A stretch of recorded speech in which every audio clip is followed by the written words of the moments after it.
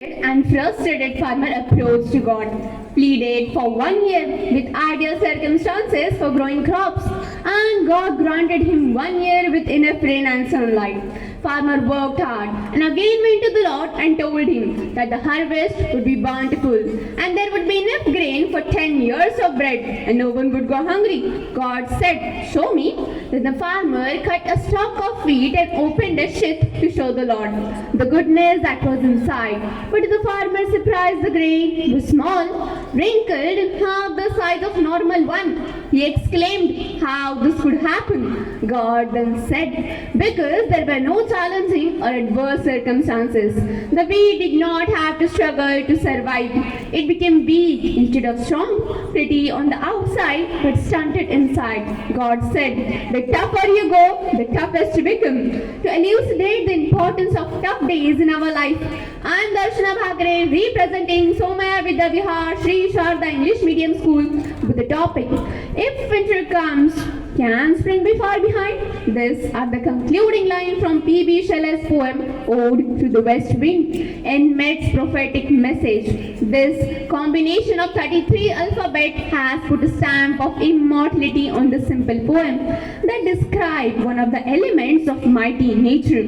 Winter symbolizes death and depression, trials and tribulations, pangs and throngs, miseries and sufferings. Spring, on the other hand, stands for buoyant spirit, happiness and mirth, pulsating thrill and rejuvenating life, fragrance and aroma, light and hope.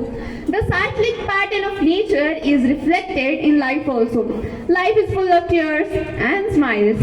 Tears predominate sufferings and misfortunes may loom large on the horizon. They may make life worthless. Despair and disappointment may look endless, but it does not mean one should cease to live. Deep and dark clouds of failures may eclipse the sun of success. But for how long? Failures and frustrations must give way to hope and happiness. The words of poet convey a note of optimism when darkness surrounds us.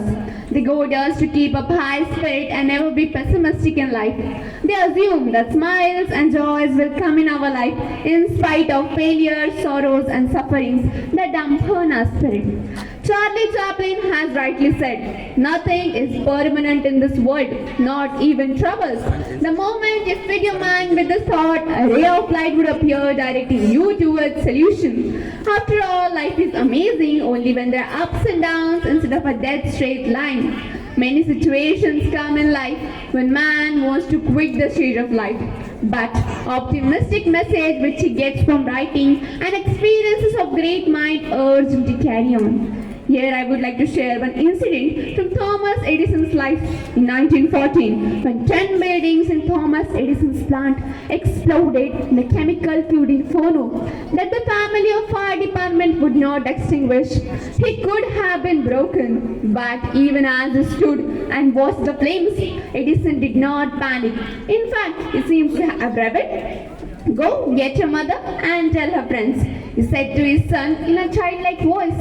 "They'll never see the fire like this again." Edison's insurance covered only about 1/3 of damage, so he lost today's equivalent of about $23 million in the disaster. But next morning, as Edison surveyed the ruins, he said, "There is a great value in disaster. All our mistakes are burned up. Thank God we can start anew."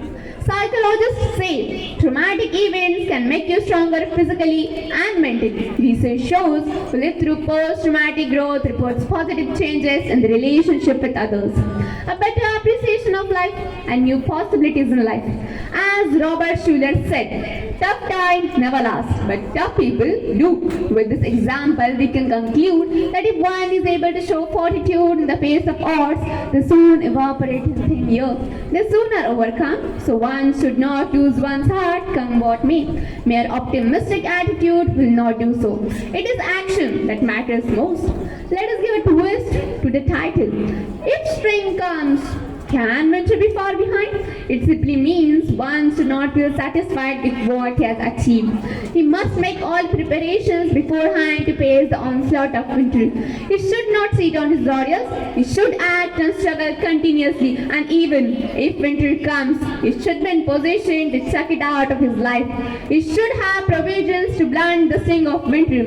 This can be possible only when he remembers that if winter comes, can spring be far behind? Thank you.